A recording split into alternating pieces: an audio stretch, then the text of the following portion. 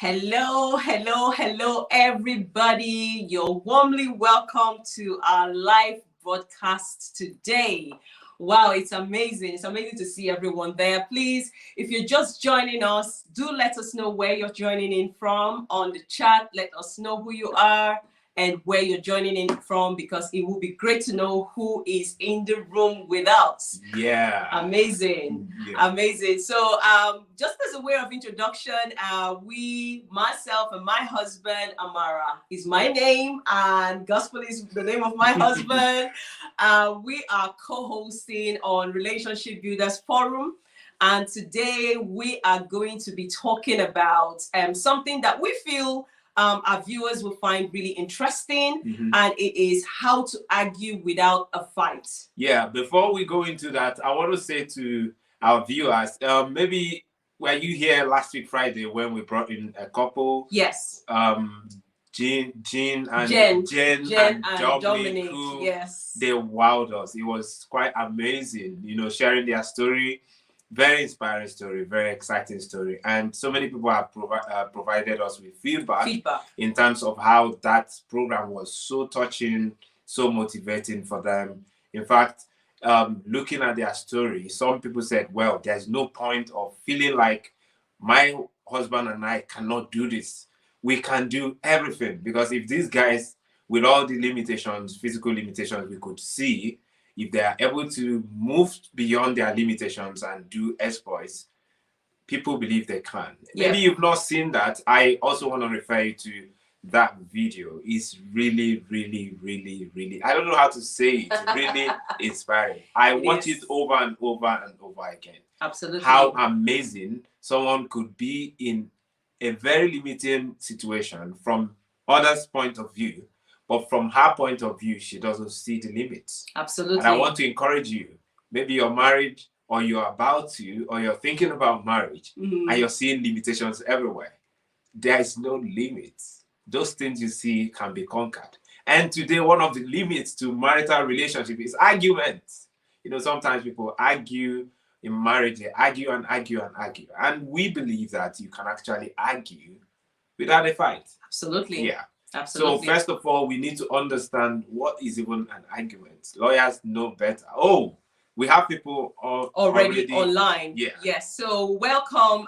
We've got Godwin, who is joining us. I think he's based in Nigeria. And then we've got Liz as well. Liz, thank you for joining in. It's always a pleasure to see you here. And we've got our very own Foundation for Family Affairs. Hello, hello, hello.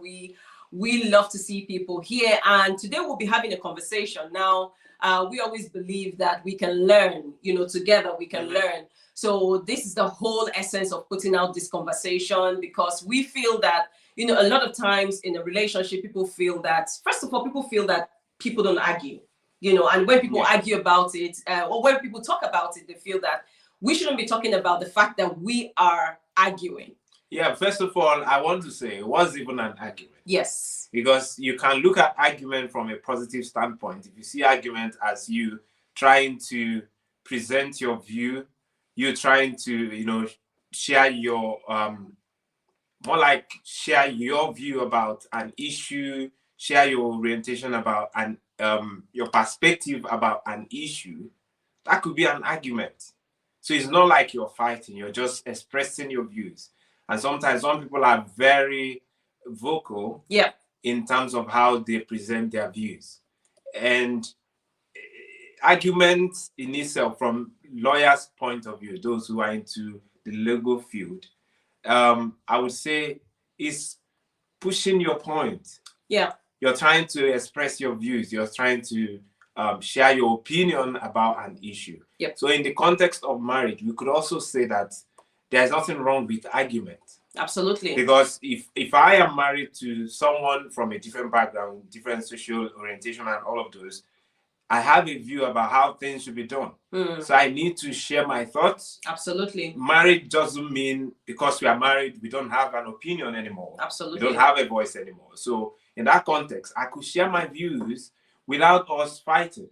So obviously, if there is an issue or there is a decision we need to make, my wife and I could come up with it. I'll say, okay, this is what we want to do. What's your view? she could have a contrary view from my view. So she needs to argue her case. Even I think what the main thing here is that it's okay to have divergent views. Exactly. It's okay to have divergent views because you both were not cut from the same cloth. A lot of times, even siblings, like people who were born in the same family by the same parents, they also have divergent views. So it's okay for us to engage in an exchange of divergent views. Yes. And I think that's where an argument occurs. And please, if you're watching this, do let us know what your thoughts are on this conversation. Like I said, it's a conversation. If you have a view about this, please do put it on the chat. Now, a lot of times in relationship, people find it difficult to accept divergent views. And I think this is where the whole argument, and sometimes it escalates. Yeah. So my point is, if you're having an argument with your husband or your wife, it's not a bad thing. Yes, we argue sometimes. True. Even from a very, let me say, in terms of politics, for instance, we have different views on politics. Okay, you don't want me to. No, it's a public platform. We have different views on politics. So my wife and I could argue over a position within politics. Yes. And my view is strong on your view. On my point, and it's very strong. And I respect your views. Sometimes it could be heated arguments, but it doesn't mean you are fighting. Yes. So if you're married and sometimes you have divergent opinions from your partner, it doesn't mean you guys are fighting. Yes. It's good to put this across to people. Yes. And again, it's also very important for us to note that, argument is common. Yeah. Every time you've got people, I mean, it's not just in a relationship. When you are either in a professional relationship, in a work relationship, whatever relationship it is that you're involved in, it is common for you to disagree. Yeah. Like we said, people have divergent views. People have, their perspective on what their opinion would be on a particular case in point.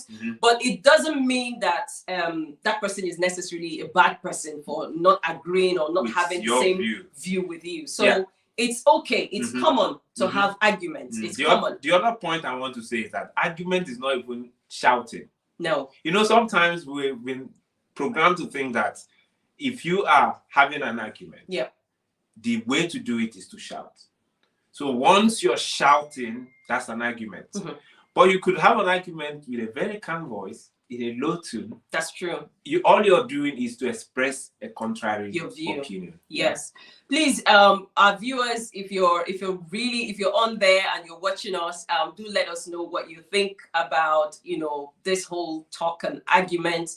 And in your relationship, please let us know, have you agreed to disagree, or have you disagreed to agree? On anything, whatever it is in your relationship. I mean, people disagree on even things that some other people might consider trivia, but for them it's really important. But let us know, how did you deal with that sort of argument, that sort of situation that you found yourself? What did you do, and how did you navigate that as well? So what we also have to say now is, you wanted to say something? No, I just want to welcome everyone who is just joining now. I just want to welcome you again. Like we said, today's topic, we're considering how to argue without a fight.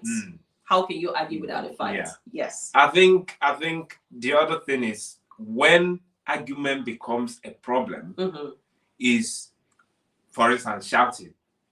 That's, if I could use that example, that could be a problem when an argument has moved from the normal conversation. Argument could be a conversation. Yes. The only difference is that you're pushing a different point of view. But if it becomes a problem, it's because there's an aggression involved, a wrong way of sharing your views or expressing your views, absolutely, which is impactful or negatively impactful on your partner. That's true. Has been implemented. So that's where you have arguments as a problem. Yeah, and someone said which can now lead to be like a conflict. Absolutely. Someone is actually saying that argument is not shouting. Argument is not shouting.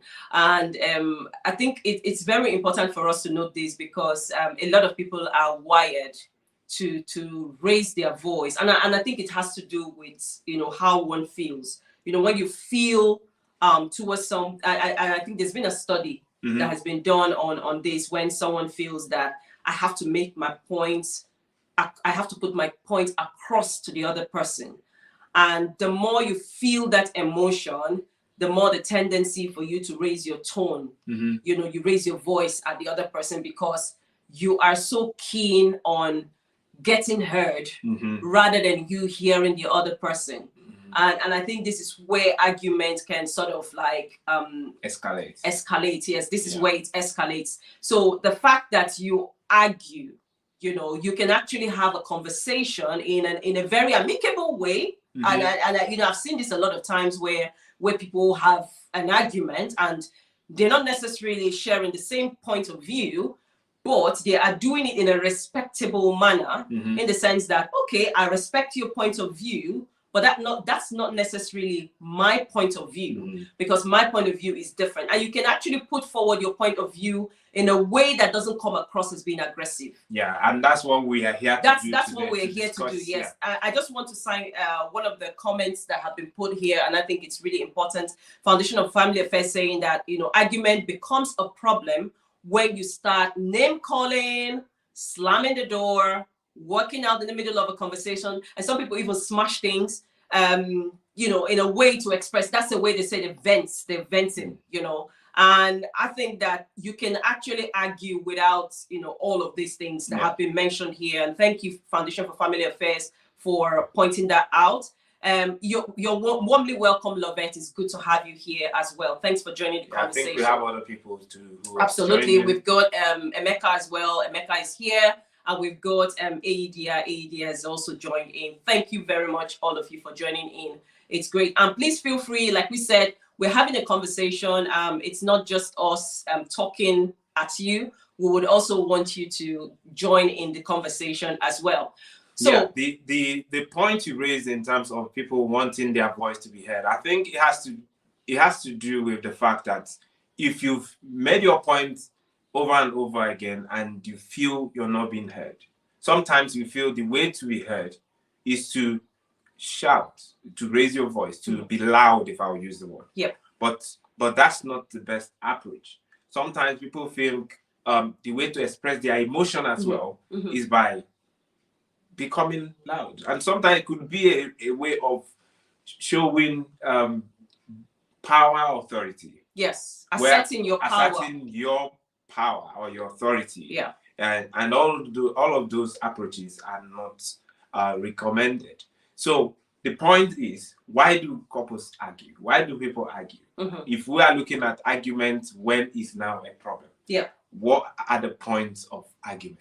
What do you want to say about Well, I think there are different points of argument depending on the couple. And please feel free to, you know, chime in on the chat. Feel free to put your comments on the chat. There are different points of argument depending on the couple, depending on where they are on their journey in their relationship.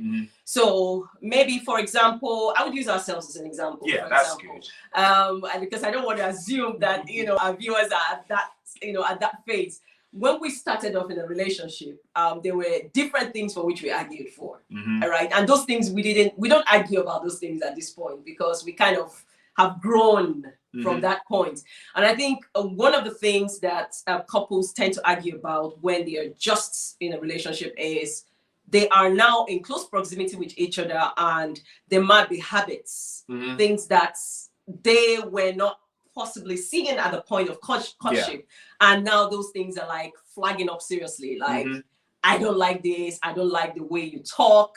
I don't like the way you come across to me as, you know, whatever it is. I don't like the way you eat. I don't like the way you eat. Maybe when you're eating, you make sound exactly with your spoon. On the cutlery. Exactly. I don't like the way you drink water. Exactly. I don't like. I remember you telling me that you don't like the way I drink water. I did at some point. Yes. But I said to you, yes, there's no way I could change that. I've always. But I think you've improved. You've kind of changed it a bit. But that for me is too insignificant to be an issue. Well, you see, this is the point, you know, and I want to kind of pause you there because, you know, sometimes, and this is why people tend to argue, and this is why argument escalates in relationship. When you feel it's not important. It's not significant. It's not significant. Minor thing. Why are you picking on that? So for you to feel that way doesn't, because what you're trying to do is that you're downplaying the other person's feelings. Yeah. You're saying, I'm expressing to you, I don't like this, or I don't think this is, appropriate or acceptable. To you. Yeah, to me. But we can have a conversation about that rather than you saying, well, I don't see anything wrong with this. And I think that this is one of the major issues in relationship, the disposition people take when they are, or when you're being told something. Some people feel that they are being blamed for those things. So I think that, in the initial stages of relationship where couples are still trying to understand themselves and trying to align, there are some of these things that have pointed out. And in some relationship, it could be financial. Yeah. So people can argue about how you manage money. That's a big one there. How you spend money. That's a big one there, because yes, habits could be a point of argument. Yeah. And people can discuss those, and if they are flexible, they learn, they improve, and obviously you have to give the other person cut them a slack to improve on whatever habit you think they have developed over the years. But when it has to do with money, that's a big issue, because bills will be paid. Financial responsibilities are part of being in a marital relationship. Absolutely. So if someone is not managing money well, or someone is not even providing, or someone is expecting so much and the person is not getting that, it's always a point of argument. And not just that they're having a divergent views here, it could lead to severe conflict. Absolutely. Because money is the big elephant in the room.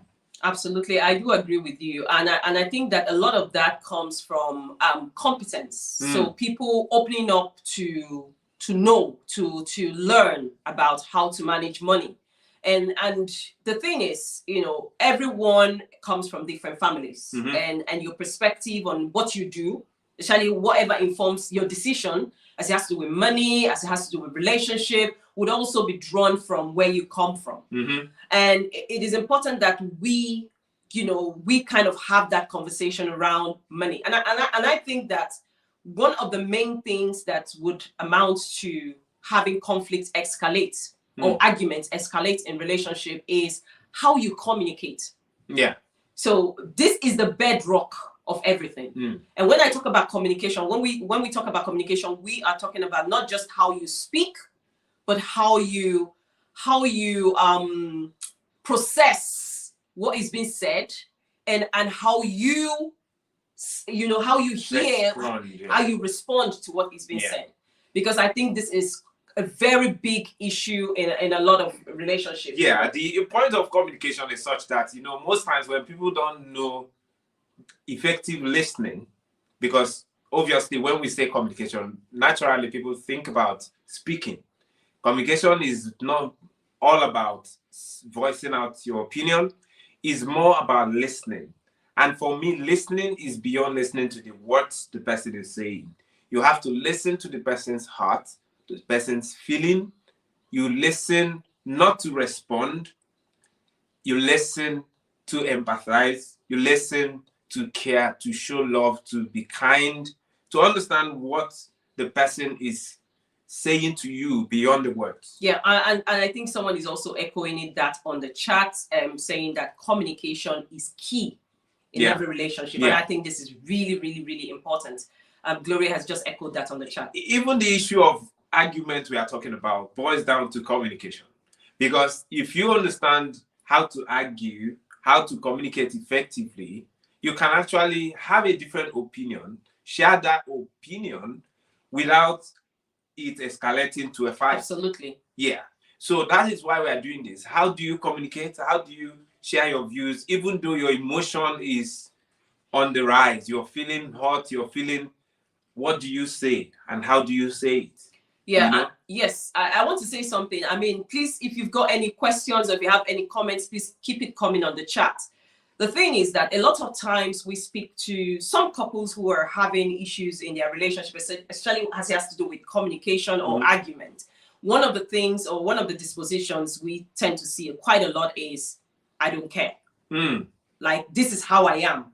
and I'm not gonna change how I am. I don't think I'm the one that needs changing. I think he is the one that needs changing, or she is the one that needs changing. I don't have to change. She has to change. If she changes, then the relationship will be fine. If she changes, then this argument wouldn't happen over and over again.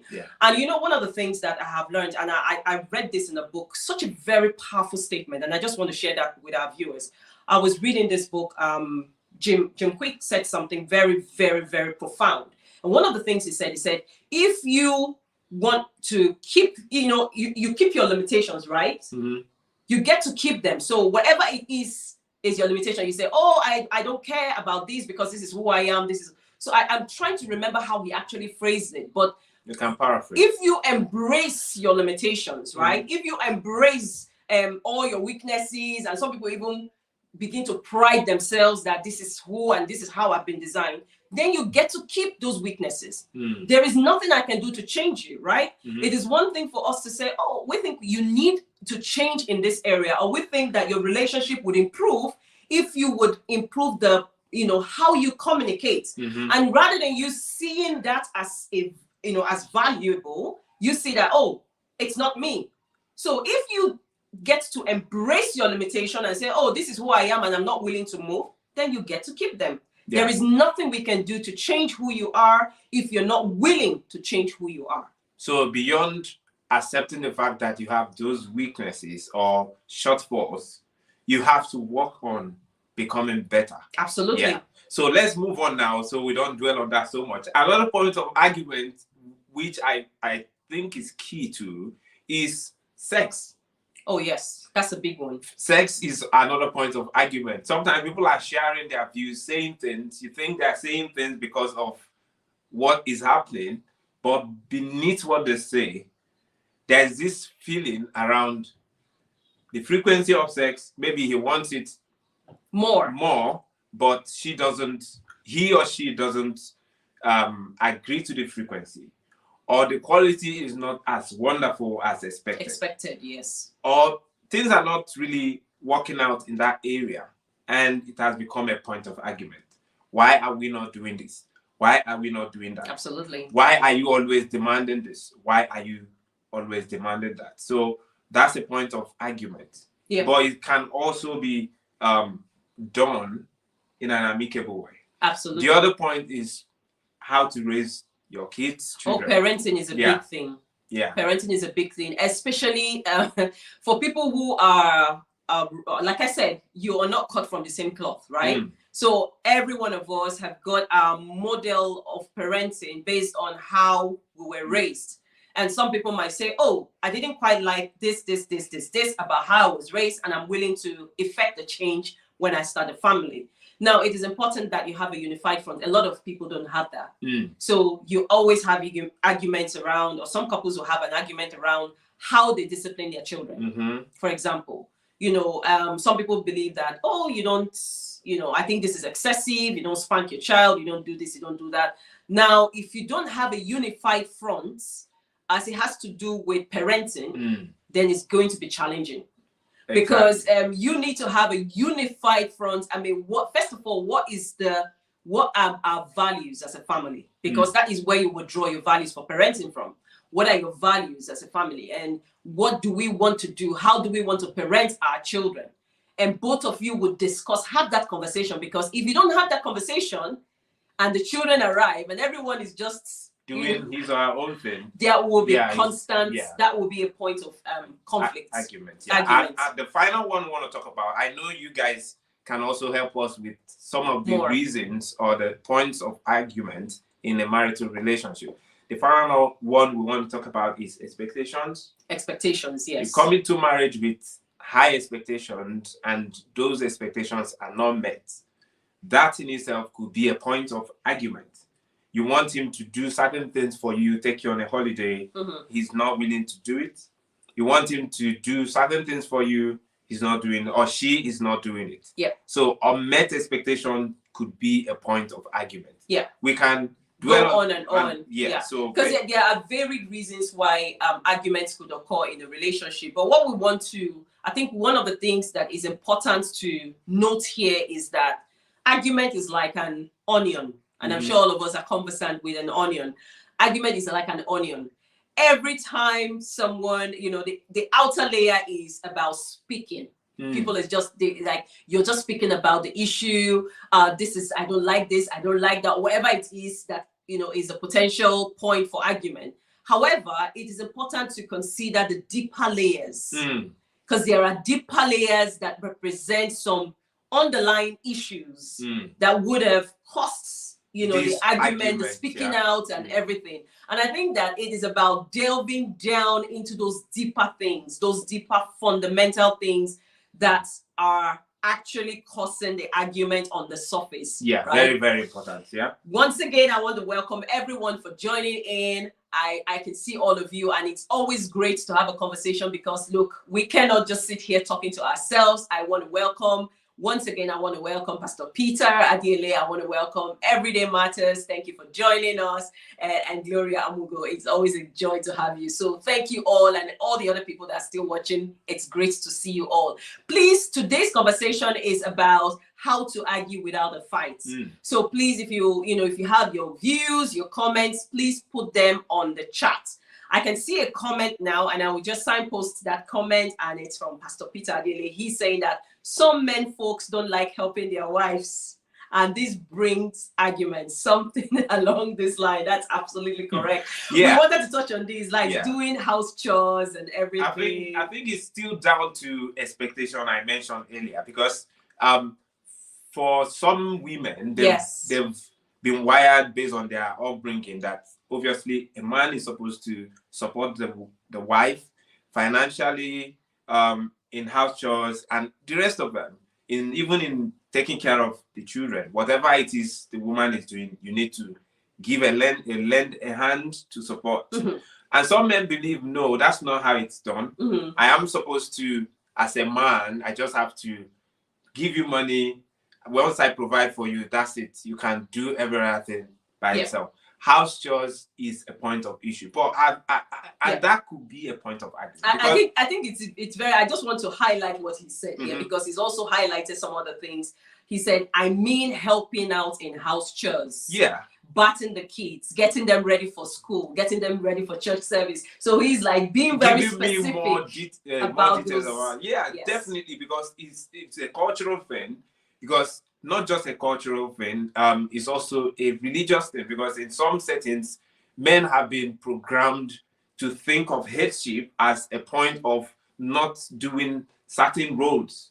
But you see, the point is, if you have a child, it's not your wife's child. It is your child. It's our child, or they are our children. And from a practical point of view, personally, I do whatever. When it has to do with taking care of children, I see it as my responsibility. Absolutely. It's not my wife's responsibility. It's our responsibility. No, it's not primarily your responsibility. It is our responsibility. So at the point of getting ready for anything, maybe in the morning you have a meeting, you have work to do, and I'm less busy at that point. Yeah. I have to take care of some of those. This is the mindset a man should have. And if that's not done, it becomes a point of argument. The woman may not say it the first time, she might not say it the second time, but over time, a little thing may make her shout or talk to you, not because of what you've done at that point, but because in her mind she feels she's not been supported in all of those little things. Absolutely. So going forward, I think the basic thing in terms of you talked about onion. Yeah. The root cause of some of the points of argument is, one, our cultural orientation, our belief system, our mindset. Our mindset, yes. Some people feel insecure. That insecurity comes across when there is an issue. Yeah, it's revealed. It's expressed when there is an issue. Absolutely. You're shouting because you think that's how you can exert authority as a man. Yeah. Is wrong, because you feel insecure, you feel you're not being respected enough. But how you're being treated should not define who you are or how you feel about yourself. Your self-worth should be dependent on your understanding of who God has made you, your understanding of your potentials and your capabilities as a man. Yeah, I want to say that it's everybody wants to feel respected, and it's not, let's not try to make it gender specific. You know, even children, like if you speak to a child in a respectable way, you're building their esteem, you're building their self-worth, you're building their self-image. If every time you speak to a child is constantly shouting down at the child, you're name calling the child, whatever it is you do that is kind of very negative, what you're doing is that you're chipping away that self-confidence, that self-worth in a child. Yeah. And the same applies to your spouse. Any human being. Anybody, it is important that in as much as we don't feel happy about something or about the person's view, you can actually put across your views respectfully. Yeah. Without putting down the other individual. And please feel free to let us know what you think as well, because I know you guys are listening there and we've got people with wealth of experience in the room. So please feel free to let us know on the chat what you think. Now, the thing is, if you find that you and your partner arguing frequently about the same kinds of things, it can be a good idea to think about what is really causing this conflict. Yeah. So you're having constant conflict about a single thing, a particular thing, every single time. There is underlying issues. Yeah, those underlying issues need to be dealt with. Now, we've been talking about how not to argue in different ways. I think we need to also look at it systematically. Let's look at other ways not to argue. One is stonewalling. Oh, yes. Stonewalling. Some people say, you know what? I don't argue. I'm not going to say anything. I don't want to argue. Yes. It's not in my system to argue. So what they choose to do is block you off emotionally, block you off in their space or from their space, and they don't speak to you. If you want to have access to them to share with them your views or how you feel about an issue, and they're not open to have a conversation. Absolutely. Absolutely. And I think that is damaging because it's like total withdrawal from your relationship. You're refusing to discuss the issue. You don't want to, you're just quiet. And even when the issue is raised, no comments, no comments. I mean, how can you resolve that issue if you don't discuss it? Because it's really important. I think that stonewalling is often used by people who don't like conflict. Yeah, that's what I'm saying. They don't want to argue. They don't want to be confronted. Some people pride themselves with the fact that my wife and I, we don't argue. Yes. So rather than share their views, they will say, let's just sweep it under the carpet. Absolutely. Because they don't want the feeling of someone disagreeing with them. Yeah. Yeah. Another way I think people should not express their views is criticism. Oh, yes. Do you want to say more about that? Well, I think that criticism is a good thing. Okay, if it's constructive. If it's constructive, it's a good thing. But it could be negative when it is constantly about commenting negatively about something. Yeah. So all you see is bad. For example, you're saying something like, you're always forgetful. Why is it that you don't do things this way? You're always, everything you see is bad about the person. The person feels attacked. The person feels threatened. It is basically that person is always on the defensive. So let me use myself for instance.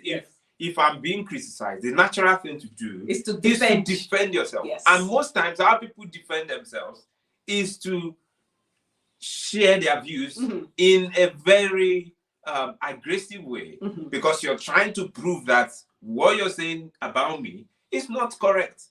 So if you say, you're always forgetful, I say, no, I'm not always forgetful. Yes, you're always forgetful. No, I'm not.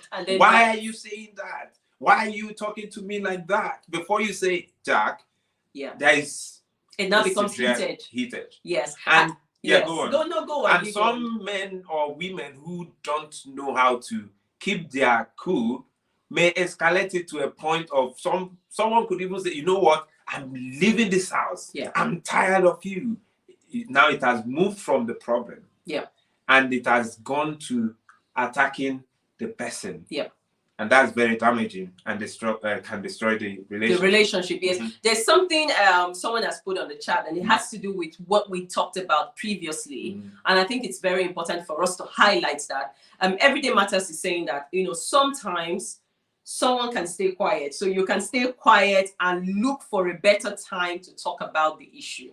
Yeah, that's a very important point. Yes, but it's slightly she's bringing different. a balance to that. Yeah, yes. She's bringing the best way to deal with conflict. Yeah. And I can also say that that's even different from stonewalling, because when you're stonewalling, you're blocking the person off. Yeah. Your motive is to not allow any connection emotionally, which could come after you've had a conversation with the person. True.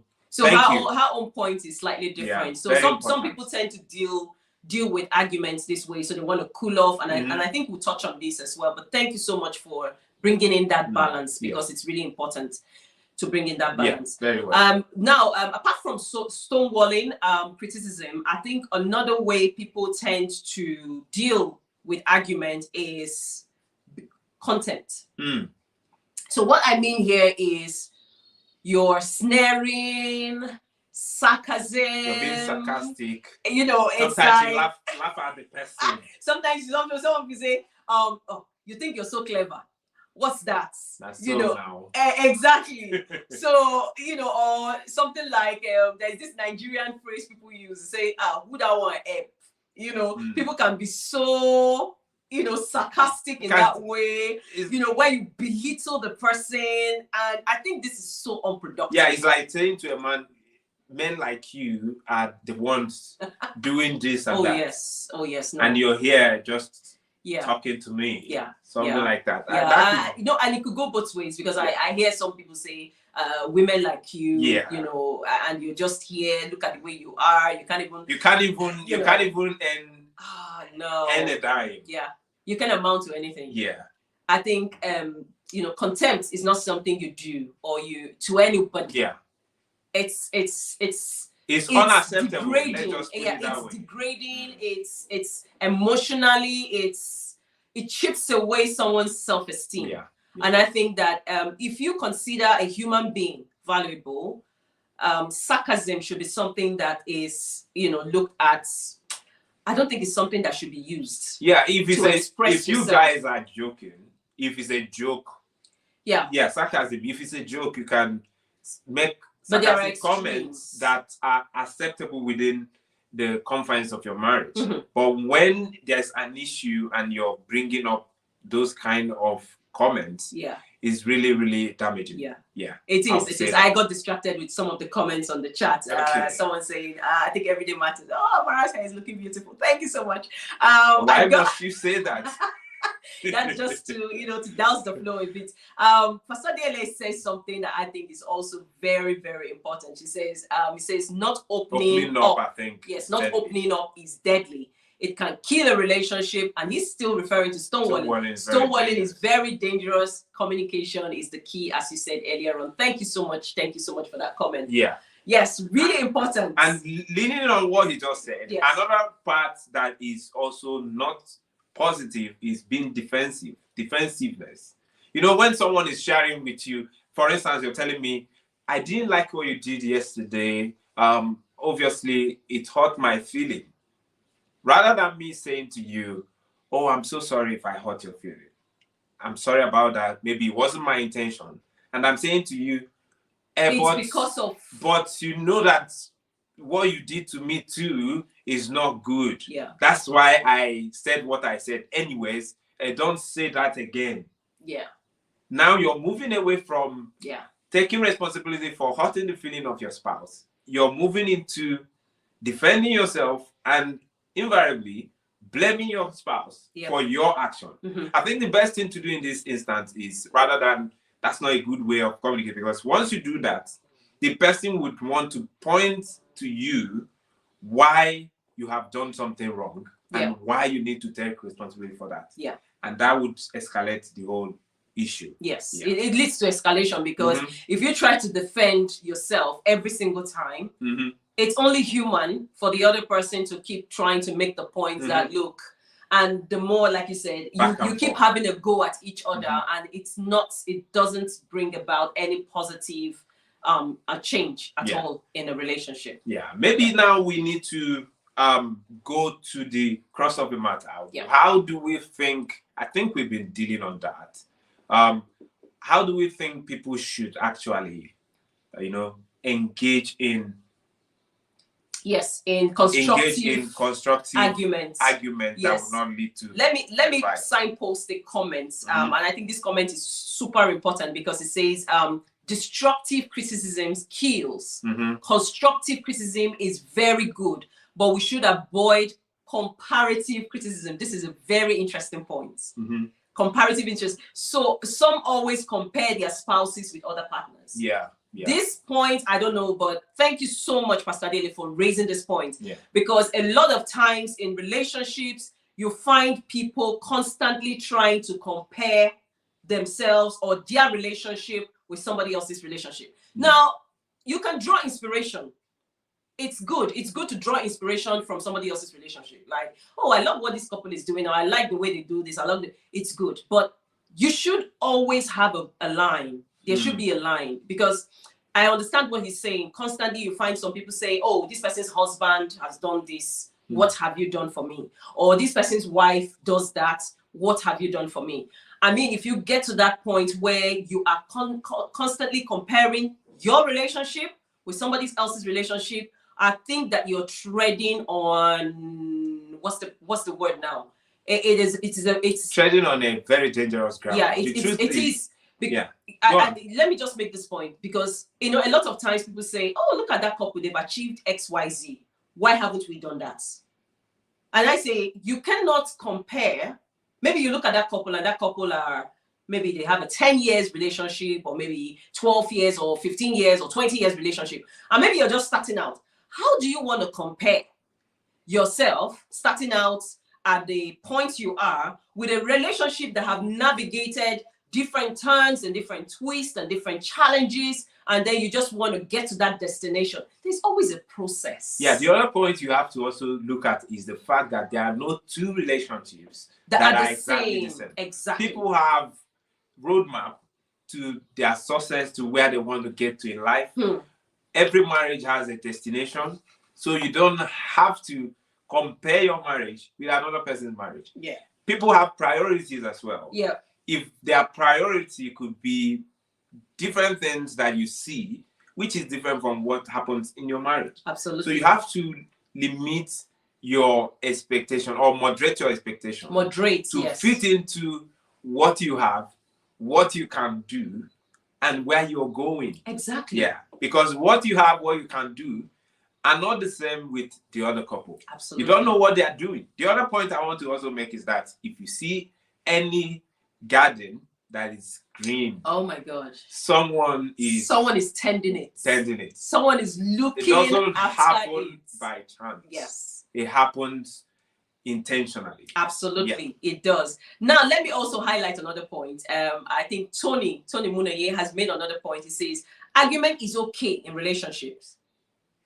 Do not be mean. Okay, do not be mean while at it. Yeah. Always apologize if you use a mean word or call out each other during an argument. Be expressive and respectful about it. Thank you so much for making that point. It's okay to be expressive, because some people say to themselves that, oh, I don't want to tell my husband how I feel. You can actually put across how you feel to your husband without necessarily being disrespectful with it. Yeah, very important. It's okay to air your feelings, but do it respectfully. Yeah. I'm also getting distracted by some other comments about hairstyles and all of that. I think Pastor Dele is saying, I'm jealous here. Gospel's hair is fine. But that's true. My hair is fine as well. I think. No, let me go on now. Foundation of Women of Faith made a very good point. He says that he likes the point about being inspired about other couples. It's okay to be inspired. We get inspired by a lot of couples. We get inspired by, Foundation for Family Affairs as well. They inspire us. Everyday Matters. There are a lot of couples here on the chat. they also inspire us for different reasons. So it's okay to draw inspiration, because that's what life is about, right? Yeah. We're not in a competition, right? We draw inspiration from each other. We collaborate on things that we can work best at, and then we move on. We support each other, and that's what life is about, being collaborative rather than being competitive. Very, very, very important. Yeah. Now, let's just say this. How do you argue without a fight? We've been talking about it in passing, but let's just put out what we think should be part of how to argue without a fight. Number one, if there's an issue, don't bury it. Yep. Don't let it fester. Because sometimes when you bury an issue, it's boiling in someone's mind. The person wants to talk about it. The person is not given the opportunity to share. It comes to a point where if the person wants to share it, because this person has processed that problem over and over, and there are emotions, negative emotions involved, the person is most likely to argue with aggression, and that will lead to a fight. Yeah. So once an issue happens, find the best way to talk it over. Yeah. We're not saying, because sometimes, you know, when you say you have to talk about it, some people feel it's about the now. Some people have a way, some people don't want to talk about issues, and I think that's what Everyday Matters was saying initially, where people don't want to talk about issues when they are actually happening. Yeah. Because maybe they might, you know, explode. Exactly. Yeah. So they might want to, you know, take time to cool off a bit before talking about it. But I think the point here is, don't let the issue fester. Don't sweep it under the carpet. It's something you have to discuss. Find the right time, you know, come together as a couple and discuss this. Remember that your relationship is more important than whatever argument you have. And I think that a lot of times people focus so much on the argument, it distracts you from your relationship, from the value that you can get from just being together and being happy. Just imagine how one argument on a weekend can ruin the whole weekend, and then you have nothing to talk about. You're not drawing value from each other, and it's just the whole weekend gone. Yeah. It's counterproductive. Exactly. So the point is, don't let an issue fester, lead to another issue that will lead to another issue before you talk about it or before you tend to deal with it. If it's happened, don't let it fester. Don't sweep it under the carpet. Talk about it. It might not be an issue. It might be a decision you want to make. Talk about it as well. Before you make Before the decision. you decide. Yeah. You know, men, we tend to do this a lot. I'm not just speaking on men. I think women do this as well. But most times, a man would say, okay, I'm the head of the family. I want to buy a car.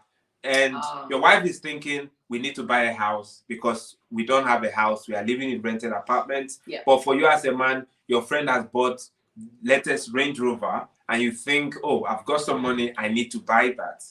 And you go ahead and make that major decision without consulting your wife.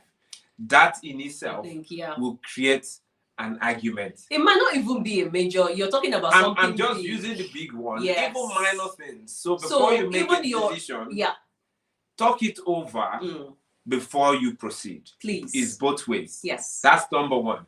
And the other thing is, like you just said, find the right time to talk about it, whether it is a problem or whether it is a decision you want to make. Absolutely. There has to be the best time. For me, it's not when I am watching, let me use this, I'm watching a game, I love Chelsea, and we are losing. And at that time, you're telling me, honey, you know, we need to make this. Oh, no, don't do that. But honestly, what if it's an emergency? If it's an emergency, I will off the TV, I will do it. But at that point, you know that I am feeling like we need to score this goal, and you know, and you're telling me that I wouldn't give you all the attention, or I would, even if I try to pretend like I'm listening to you, I won't be able to give you 100% focus. And I've realized that a lot of men too like football, you know. Yes. So from a man's point of view, don't come and that's not the right time to discuss it. Yeah. Choose the right time. I think that's the point you're making with the football analogy. It's okay. Choose the right time. Yes, the men and football. My goodness. The point is choose the right time. Like, look at everyone on the chat is just going off like, yes, choose the right time. And foundation one long Chelsea game. I don't know why these Chelsea fans, but Football, I know, is a thing, and I've come to accept it as part of the things that. Okay, it's like when women are what do women actually like? You see, that's the thing. You see, we don't really have a specific, but for men, it's football. Well, some men, not all men. I know most men. Football. But not when you're shopping. Maybe you're shopping. I don't mind talking. I mean, shopping. We can always shop. It's not like you guys feel about the game, but it's different. But I think the point is just choose the right time. I think that's the point you're trying to make. So we definitely understand that. And I think another thing that we would need to touch on is the next point, which I think is about try to see things from your partner's point of view. Because a lot of times, you, especially when you're having that sort of argument, the focus is, I want to say, I want to say, I want to say. The focus then is not about listening. Yeah. Because a lot of times we're hearing the words, but we're not listening to the heart. We're not listening to the, you know. It's about you. It's just, I want to tell her how I feel, or I want to tell him how I feel. I want to give him my mind. I want to, you know, I want to tell him with my, you know, there's this expression, with my full chest. I want to, you know, I want to dish it out. I want let him feel it. Yes. But the thing is, we need to come to a point where we, whilst trying to speak, we listen. Yeah. Because like you said, a lot of times women talk, you know, we talk a lot. And the reason why we talk is that is how we express our mind. And if you listen to the words, you will see that miss the point. You miss the point. Yes, you miss the point, because sometimes the words could be a bit, you know, it could be a bit much. But the thing is, there is a heart beneath the words. And I think if we can listen to the heart and, you know, just listen to us and say, you know, what exactly, I like you do that a lot sometimes. Yeah, you know? It's like you saying to me, honey, you don't love me anymore. Yeah, I think yes. You said that to me, and I was like, what? Okay. How can you say that? Yes. Because at that time, you don't love me anymore means there's something you expect that I should be doing, or something I've been doing that I stopped doing that you wanted to remind me of. Yes. So if I take your word for it, I would say, oh, with everything, and you're saying this, that could be a fight, serious fight, you know. Yeah. So, but I think the point here is your spouse has a perspective, and sometimes if we listen to the words without actually listening to the heart or listening to what is intended to communicate beyond the words, because communication is both verbal and non-verbal, beyond the words, you know, and try to say, okay, fine, I understand your hurt, you know, whatever you're saying, the bottom line is your hurt. What exactly is the problem? Just, you know, narrow it down to the problem rather than picking on the words and picking on what was said and all. It's this thing we're saying, right? It's a bit challenging. It's not as simple as we say it, but I always say to people that it takes practice. You know, it takes practice. If every time you're told something, just have a perspective of, oh, my wife isn't feeling good about this, or my husband isn't feeling good about this. Why is it that he's not feeling good? How can I make him feel better about this? Yeah. Because if you focus on the words, your perspective will be different. Yeah. So it's about listening to the perspective and having that sort of it in mind. And look, it's all about the mindset. Because if you have in mind that, look, this man, although whatever is coming out of his mouth right now, right, I don't like it, but beyond whatever he's coming out of his mouth, he loves me. Very important. He loves me, right? And this woman, whatever is coming out of her mouth right now is unpalatable. But she loves me. Is that she loves you. She loves me. So fine. Right now, she's not feeling love for me.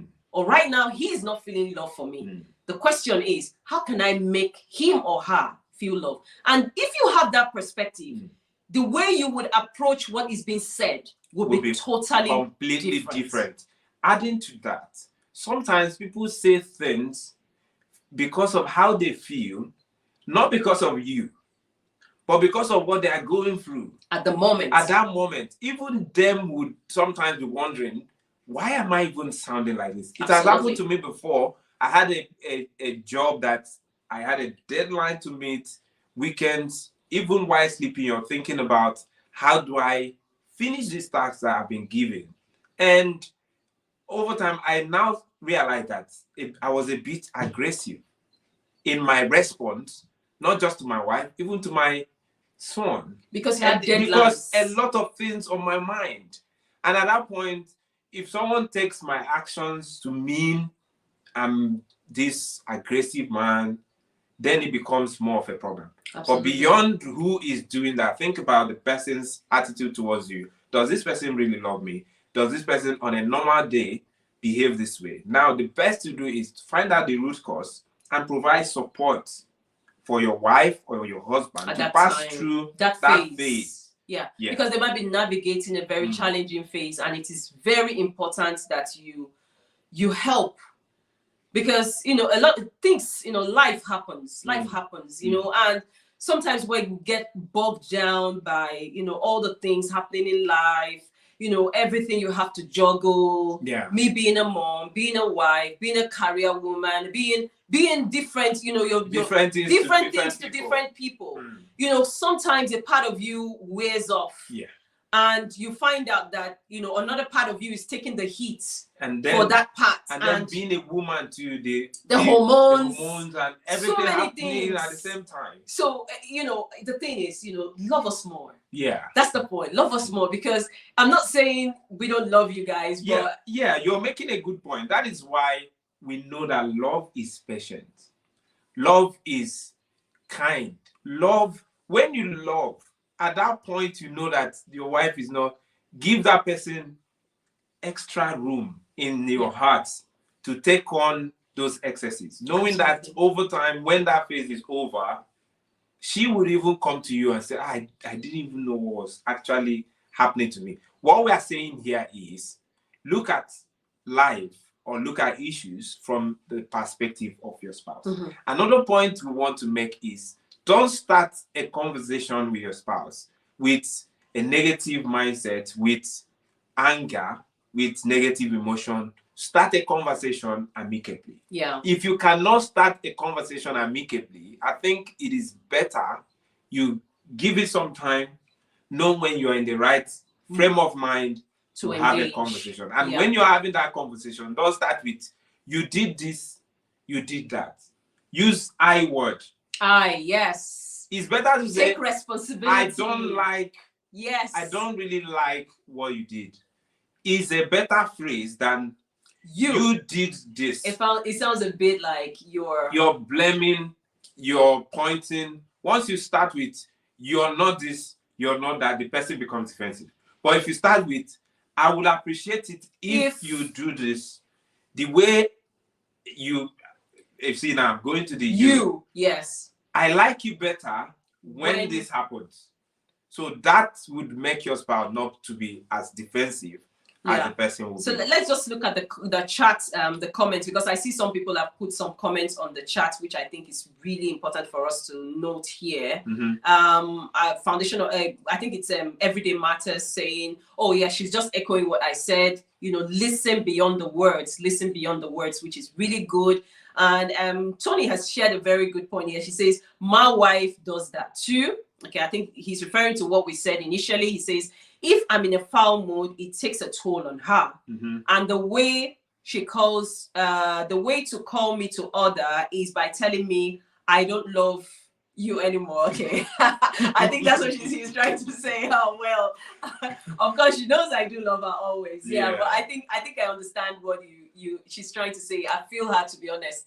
And, the thing is, I always say that, you can, your relationship or you saying you love your spouse, right? I think we have a definition for that. And it's about you being the best and doing the best for the person you love. And if you really love somebody, even when you argue, you will be the best and do the best for that person. Yes, definitely. And just, have that person's feeling at heart. Now, I think there was another point we wanted to say, because I'm just keeping an eye on the clock. I don't want to keep our viewers for too long today. I think we've talked about you not looking beyond the surface in terms of why the argument. There could be underlying issues. So you have to take note of that. The other thing is that you have to keep tabs of your physical feeling, how you're feeling at the moment. Once you're not feeling okay, once your emotion, you're not happy about certain things, and you you engage in a conversation with your spouse, Yep. it can easily escalate into a problem. So for you to avoid arguing and getting into a fight, think about how you're feeling before you go into an argument. Absolutely. Yeah. Yep. So once it's pushing up to the limit, it's better you keep quiet. True. Because silence cannot be misquoted. Silence cannot be misquoted. Yeah. And I think another point, the last point actually that I wanted to point out is compromise. Very important. Compromise. Be prepared to compromise in your relationship. You know, the only way to reach a solution, especially when both of you like having that heated argument and you know kind of look, what is the solution? How can we both give ground? You know, because if everybody is sticking, I'm right, You're right, right. then wrong. it's just gonna be like a war zone. So basically what we're saying here is try to give way to each other. You know, let's move past things. I understand your point of view, even though yes, I might not be 100%, but this is how I feel. But you know, just compromise, you know, in some ways on what you think, and you know, at every point in time, rather than being so stuck that it has to be my way or no way. It's my way or no way. Yeah. That's the wrong thing. So always know that flexibility is important. Yes. Give room. Give your spouse the benefit of the doubt. Yeah. Be ready to compromise. If you're looking at things and you don't have the full view, give it some time. You will get a better perspective. For instance, you have an expectation of your spouse. You want her to do something and she has not done it. Don't conclude. Don't assume, okay, she's not listening to me. That's why she has not done it. Yeah, have that conversation. Get the full view of or the context of everything before you make a decision. Yeah. We will always say, and we've always said, winning an argument is not as important as your relationship. Winning the love, the good feeling of your spouse, having a happy environment. On a weekend like this, everyone is happy in spite of the challenges around. You know what you can do to be in the best state, peaceful, loving, united. Yep. And as we've always said, your relationship is more important. Yes. Than the argument, than the problem, than the issues. Yes. As long as you keep your mind, your heart, your body, your soul together as a spouse, united in one purpose. Yep. There is nothing, absolutely nothing you can conquer, you cannot achieve. Absolutely. That's true. That's so don't let fighting over an argument destroy that unity, that oneness that will help you conquer the world. Yes, absolutely. And I like what Everyday Matters has written. She said, also, we might both be right. It depends on our perspective. Because the thing is that you find sometimes that couples are fighting and like arguing seriously. And then when you actually listen to what both of them are saying, you're actually on the same path. And I think it's just maybe the way it's been said, or, you know, and everyone is just being stuck in, this is what I want, this is what I want. And I like the way she just put it. She said, it depends on our perspective. The fact is that you are right does not mean I'm wrong.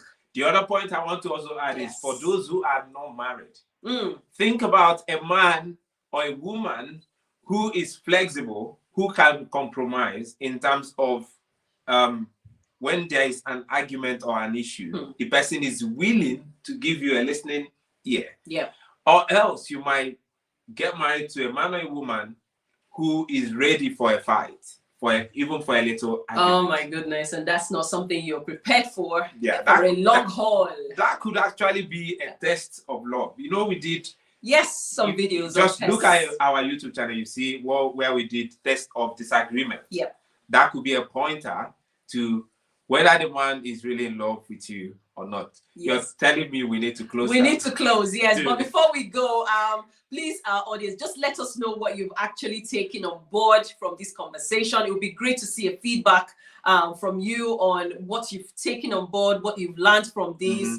Or even if you've got something to share with us, please put it on the chat. I know some people have been putting their comments on the chat as well. But just let us know what you have taken from this whole conversation, how to fight or how to win, or how to argue without a fight. And that's what we covered. So just to run down on some of the things that we said you can do The first thing is, choose an appropriate time to talk. And I think that is one of the things we mentioned. I don't want to go into it, but we've already talked on that. But I thought people are typing away, so I'm just giving you time to type away. And try to start the discussion amicably. Really, really important. Don't use the you. Constantly say you did this, you did that. Try to use the I. Would have. We try to talk about that. Try to see things from your partner's perspective, okay? And remember, you are not just arguing. The arguing is just not, it's not the main thing. There are other underlying issues. Keep tabs on each other's physical feelings was another thing we touched, and we said, be prepared to compromise. Be prepared to compromise because, your relationship is a relationship of two imperfect people coming together to perfect relationship, to perfect their marriage. Okay, so we're all work in progress. And I would say that what we used to argue about like many years ago is not what we argue. Well, we still argue, but it's a different kind of argument. Even on this, even as we are talking on this platform, you could see that a little bit, or so we see. My view may not 100% be her views. Absolutely, we are two different human beings, anyways. But the thing is, but that's what makes marriage interesting. Absolutely, because we are not robots. We're not. We're not robots. We have a view. We have a life, and it's all about appreciating our differences. Yes, and using it to our own advantage. So please let us know. Has this been of value to you? This whole conversation today? Just let us know on the chat. It's very important for us to know. Get a feedback. Okay, please talk to us. It's good to have a feedback. Okay, I've seen some feedback on here. Lisbeth, lady of few words, she just used the word wow. Okay, I understand what that means. That's a whole lot in there. So thank you so much for saying wow. Thank you, Lizzie. Thank you, Lizzie. Foundation for Family Affairs, it says our relationship is more important than winning an argument. Thank you for a great session.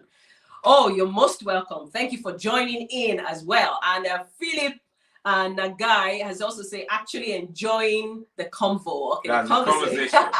Lizzie. Okay, I think it's one of Lizzie's. Thank you so much, Philip, for joining in. Our Foundation for Family Affairs say awesome life as always. More grace to you both. Thank you. Thank you. Everyday matters. Thank you so much. Achino Yerem saying, don't bottle up emotions, be expressive, yet respectful. Yes, keyword, respectful. Thank you so much. Pep is also saying, Pep, oh wow, thanks for the invite, Lizzie. Oh, thank you so much, Pepe, for joining. And then Godwin says, please, ma'am, can I ask a question? Of course, please shoot. Ask a question. Ask a question quickly. Just put it on the chat before we log off. Just put it on the chat. Chino Yerem is saying, great session. Thank you so much, Chino Yerem. It's great to see you here as well. And Godwin is saying she's learning. Okay, that's fine. So we just give you a couple of minutes to put your questions if you've got any. Okay, and if you're just joining us for the first time, it would be great if you can, just hit the subscribe button, turn on the notification bell so you know when we go live, when we've got activity on. It's great to have everyone who joined in today join us. It's been an amazing conversation.